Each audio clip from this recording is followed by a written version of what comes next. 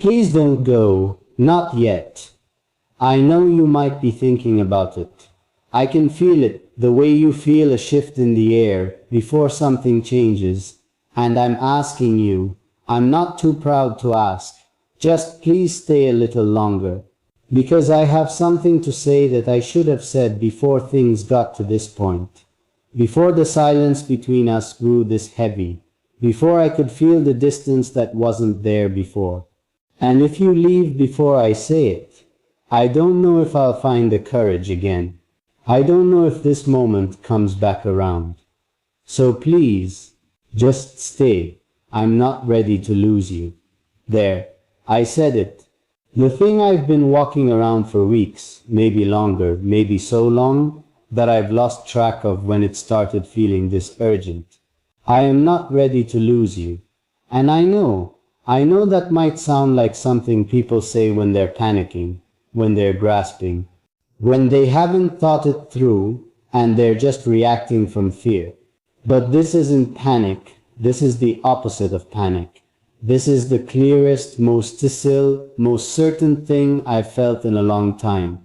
This is me standing in the middle of everything and knowing, with the kind of knowing that lives in the body before it lives in the mind, that you matter to me in a way I am not willing to be casual about.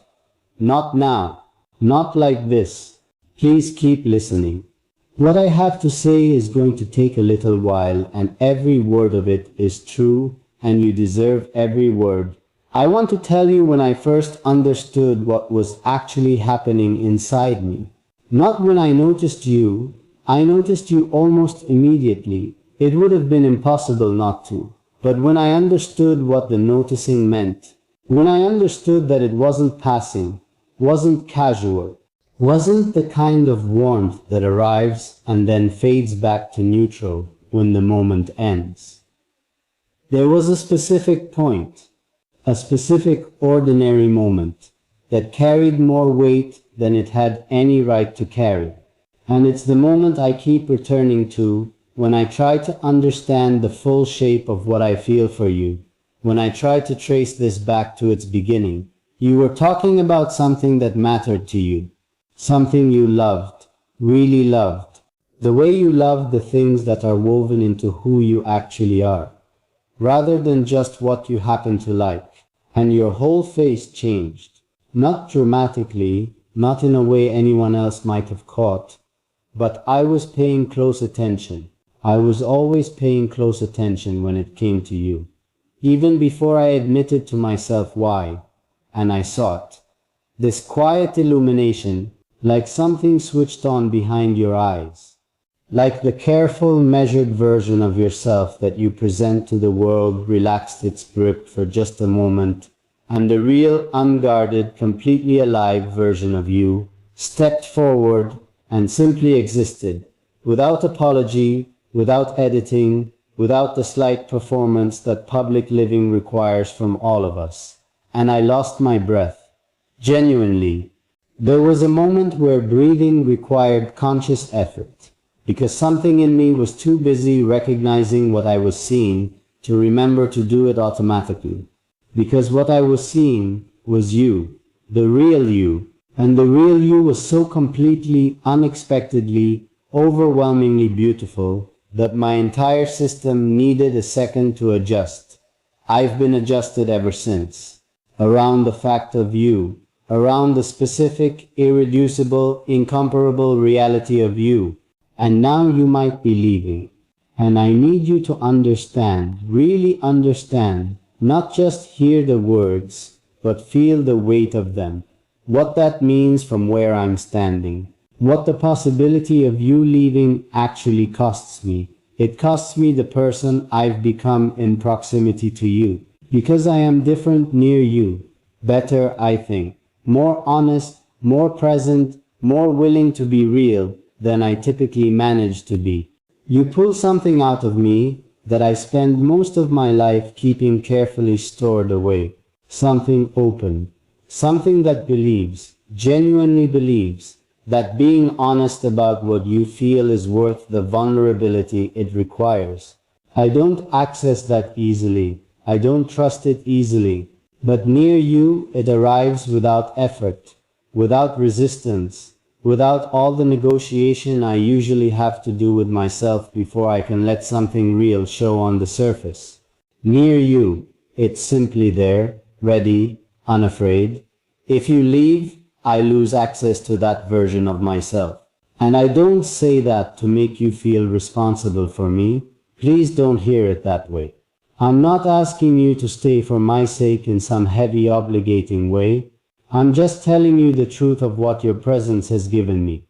The truth of what proximity to you has quietly built inside me. You made me braver without meaning to. You made me more real without asking me to be.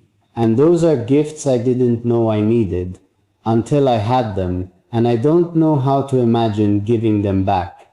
I want to tell you something about the way I've been moving through these recent days.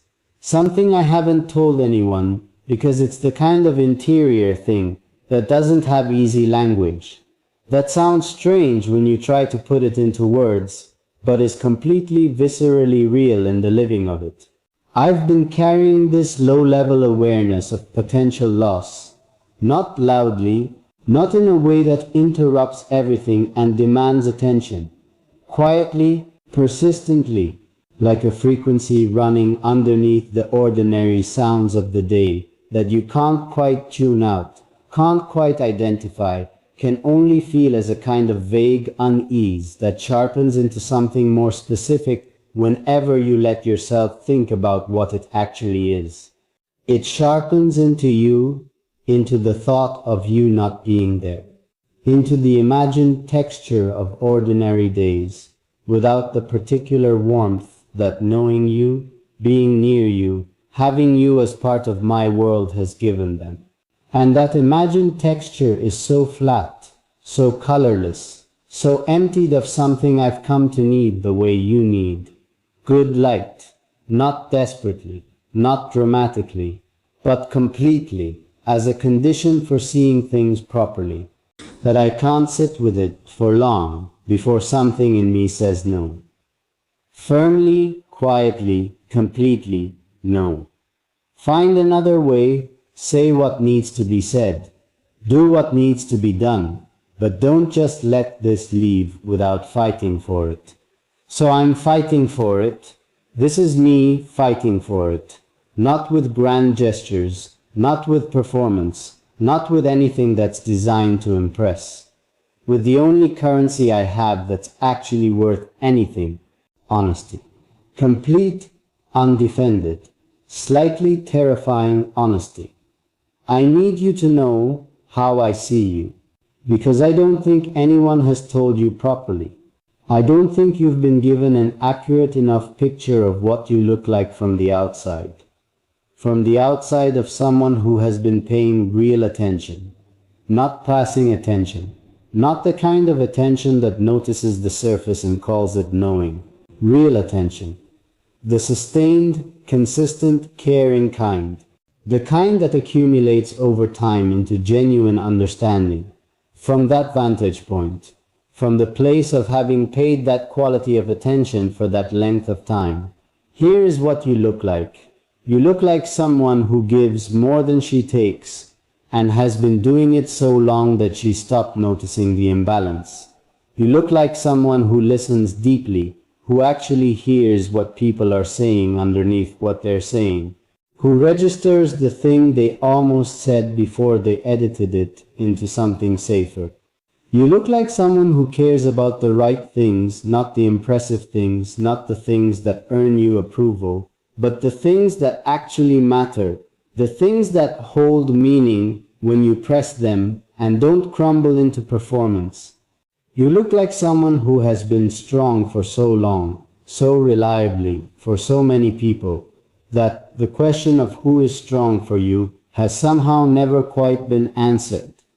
I want to answer it. I want to be the answer to it. Not perfectly. I won't promise you perfect because perfect is a lie and you deserve better than lies.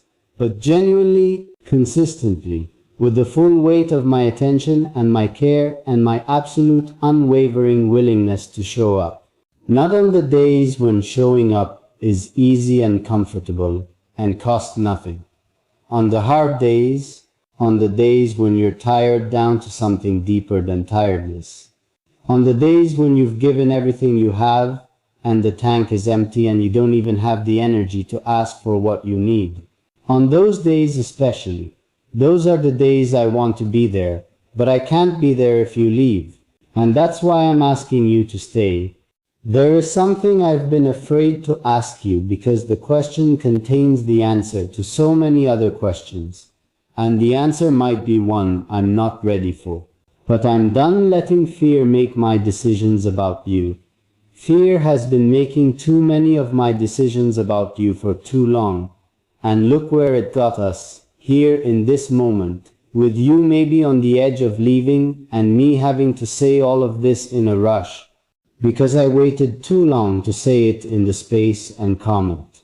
Deserved. So here is the question. I'm going to ask it, and I need you to sit with it, honestly. Not with the first response that comes up, which is often the defended one, the careful one, the one that protects you from feeling too much.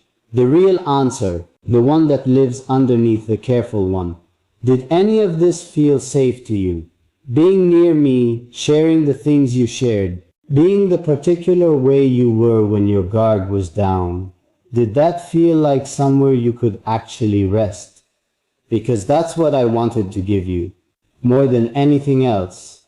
More than all the other things I wanted to offer. I wanted to give you a place where the armor could come off.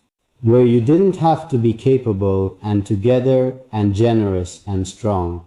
Where you could just be unfinished and uncertain and in the middle of things and have that be completely, unconditionally okay. I wanted to be your rest. I don't know if I managed it. I don't know if the version of me you were experiencing was open enough, steady enough, clearly enough, safe to make that possible. But God, I wanted to. I still want to. That want has not diminished by 1 degree through any of this. Please let me try.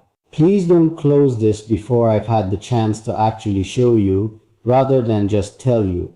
Because I know I understand completely that words are easy. That anyone can arrange words into something that sounds like sincerity. That you've probably heard beautiful words before that turned out to be architecture with nothing real inside. I know that. I know I'm asking you to trust something that has required trust before and cost you something when it turned out to be misplaced. I know what I'm asking anyway, because I believe with everything I have, with every part of me that has been paying this quality of attention for this long, that what exists between us is not nothing. It is not ordinary. It is not something that comes around regularly. Something you can afford to let go of and expect to find again somewhere down the road. In a simpler, less complicated form. What exists between us is specific. It has the texture of something real. And real things, things that are actually rare and genuinely precious, deserve to be held on to, even when holding on is hard. Especially when holding on is hard. I have things I still want to say to you. So many things. Things I've been collecting in the quiet, in the private, interior space where I keep what matters most. Tucking them away, meaning to say them. Waiting for the right moment. I don't want to keep waiting. I've learned recently and painfully that the right moment is not something that arrives on its own. The right moment is something you make by deciding that what you need to say is more important than the fear of saying it. This is me deciding you change something in me. I need you to know that. Not metaphorically, not as a poetic way of saying you were nice to be around.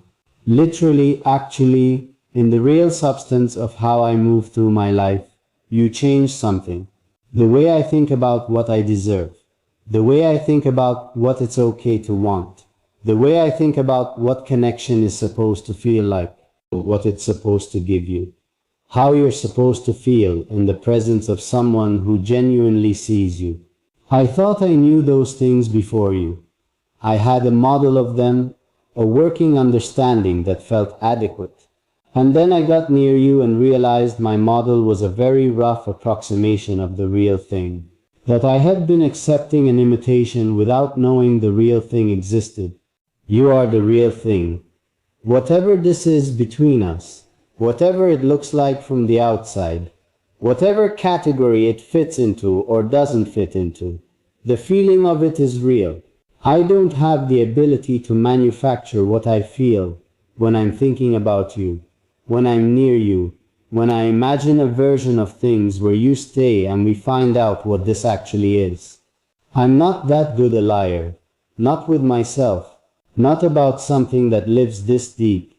It lives very deep. It has been living there, growing quietly, becoming more itself with every passing day, becoming less possible to ignore or minimize or talk myself out of.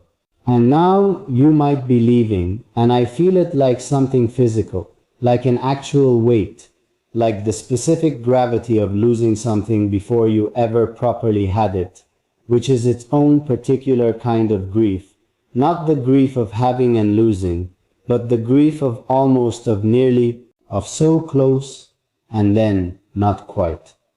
That specific grief, the grief of almost, is something I wouldn't wish on anyone. And yet here I am, living inside it, feeling the full weight of what it means to be this close to something real, and feel it beginning to slip. And the worst part, the part that makes it hardest to breathe when I let myself sit with it fully, is that it doesn't have to be this way. That's what keeps me here, talking, saying all of this. The knowledge that this particular grief is not inevitable, that there is still time, that you are still here, still listening, and while you're listening there is still the possibility of something different than loss. Please keep listening. I want to tell you something about the night I realized I was completely, irrevocably in this. Not falling, I was past falling, fallen, settled, already so deep into caring about you that the idea of a version of my life without you in it had become genuinely difficult to construct in my imagination. It was late, the kind of late that strips everything down to what's actually true, that removes all the daytime noise and busyness that we use, consciously or not, to avoid sitting with the things we're not ready to face. And I was sitting with it, fully, without the noise, without the distraction, just me and the honest truth of what I felt, with nowhere to put it, and no one to say it to, and this ache in my chest that had been building quietly for so long that I'd almost gotten used to it, almost mistaken it for something normal, almost forgotten that aches like this are not supposed to be normal. They're supposed to mean something. They're supposed to point you towards something. They're supposed to be listened to.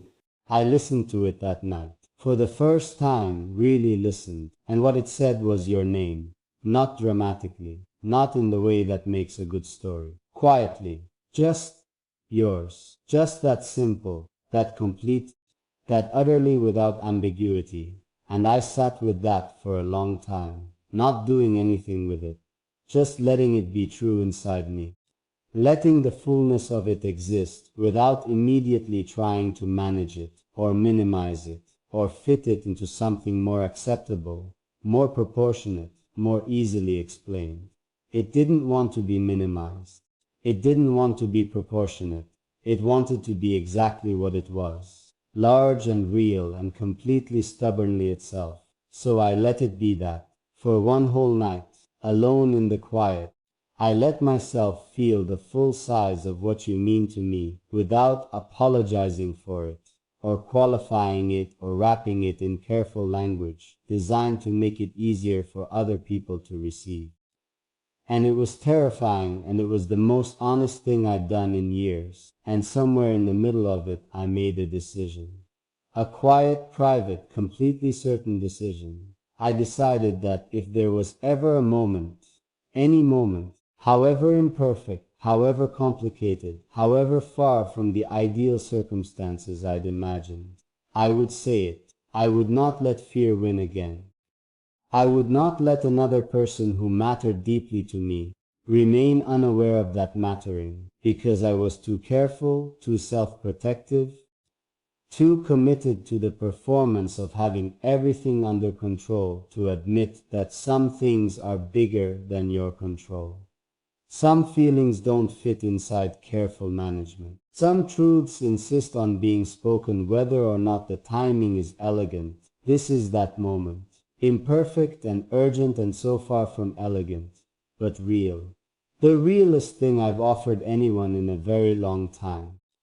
And I want to ask you something that I've been circling around without quite landing on. Something underneath all the other things I've said. Something that was there first. Before the words, before the confession, before this whole long, honest unraveling. I want to ask you what you're afraid of. Not in a challenging way. Not as if I think your fear is unreasonable or something to be argued out of. Genuinely. Because I think you're afraid of something specific. I think there's a particular shape to what has been making you pull back, what has been creating that distance I've been feeling. And I think if I knew its actual shape, I could tell you whether it's something we can face together, or whether it's something you need me to simply hold space around while you navigate it yourself.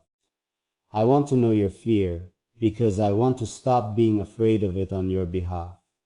I've been tiptoeing around the edges of whatever it is for too long, treating it like something that might break if I got too close, being so careful not to push that I've ended up not reaching at all. And not reaching, I've discovered, has its own cost. Not reaching looks like safety, but it produces the same outcome as rejection. It leaves the distance in place. It leaves you on one side and me on the other. And this enormous, unnecessary, bridgeable gap between us that neither of us is crossing because we're both being so careful not to impose. I'm done being so careful that I'm absent. I'm done protecting you from my reaching by not reaching at all. Here I am, reaching, fully, openly, without the careful management. Reaching for you and hoping, with everything I have, that you'll reach back. Because here is what I know about you and fear. I know that fear has told you things about yourself that are not true. I know it has shown you a version of yourself that is smaller than the real version, less worthy than the real version, less deserving of the good things than the real version.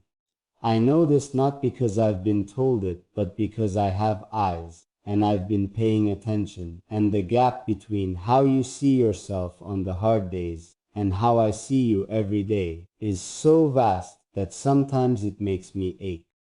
You are so much more than the version of yourself that fear introduces you to, so much more capable of being loved well, so much more worth fighting for, so much more deserving of someone who shows up, not because it's convenient or comfortable or costs them nothing, but because showing up for you is simply what they want to do, simply the thing that makes the most sense, simply the choice they would make again and again in whatever circumstances, under whatever conditions, without needing to think about it.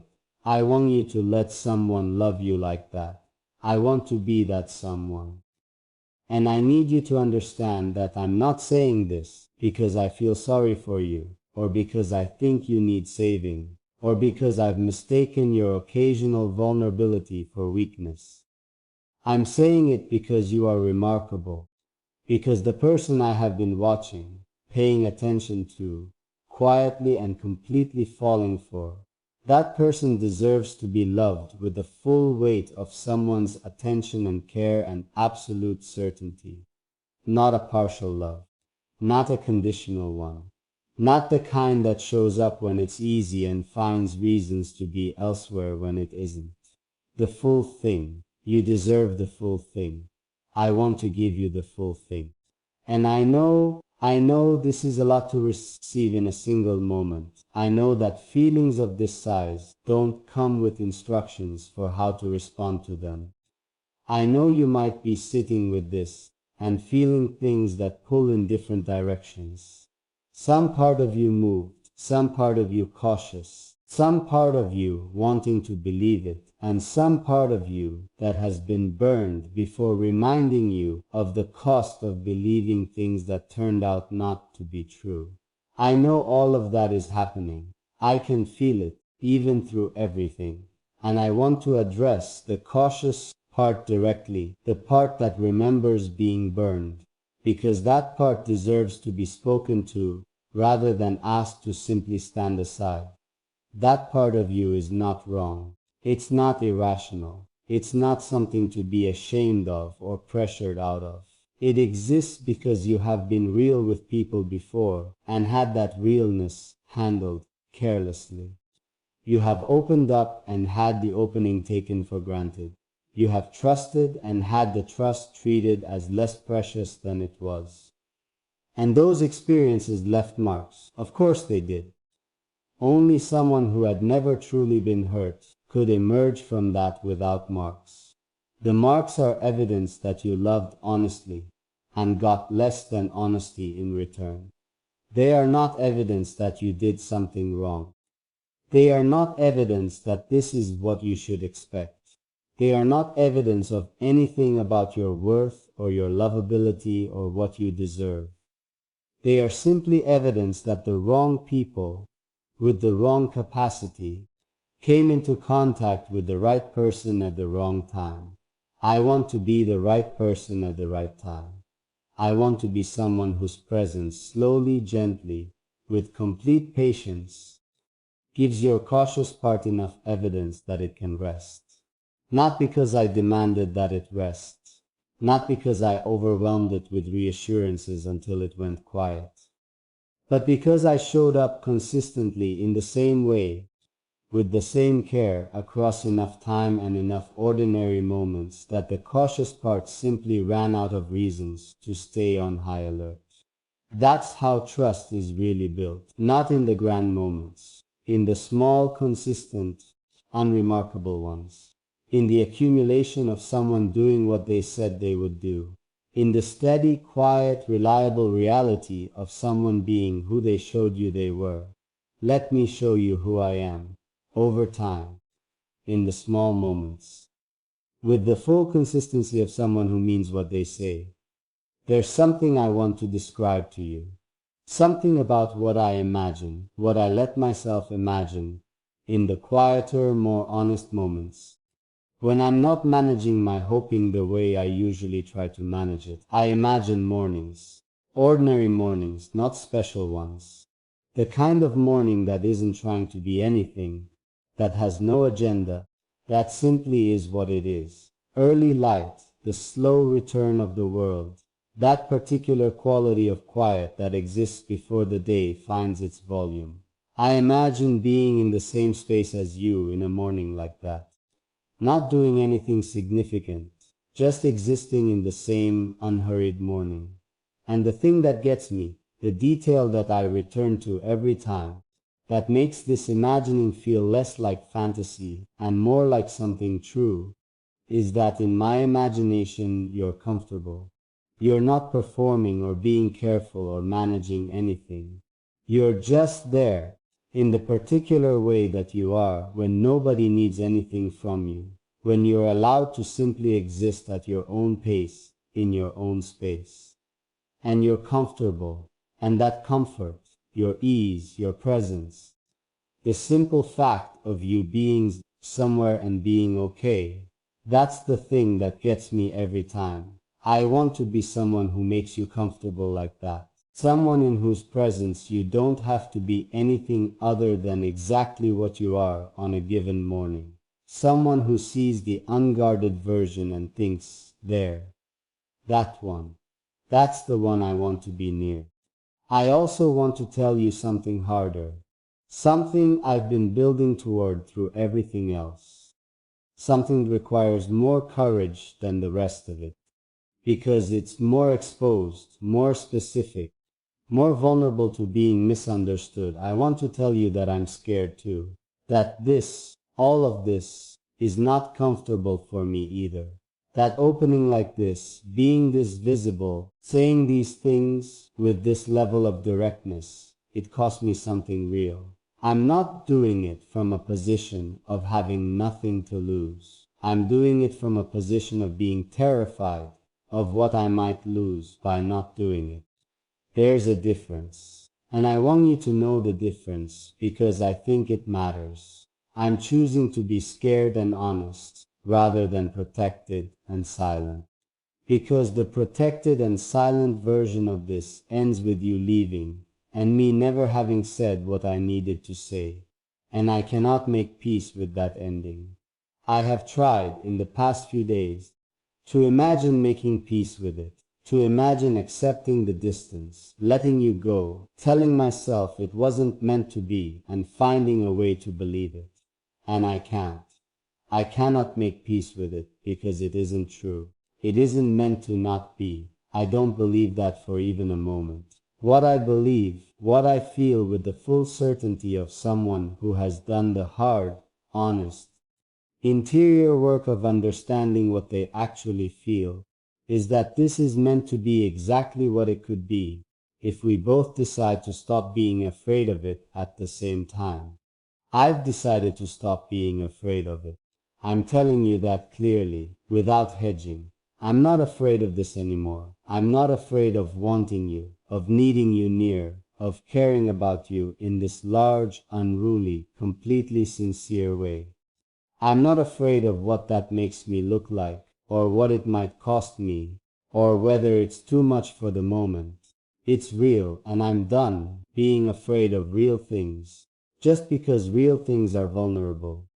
Now I need to know, and I'm asking you gently, with all the patience I have, with no pressure attached to the question except the honest weight of caring deeply about the answer. Are you ready to stop being afraid of it too? Not perfectly ready.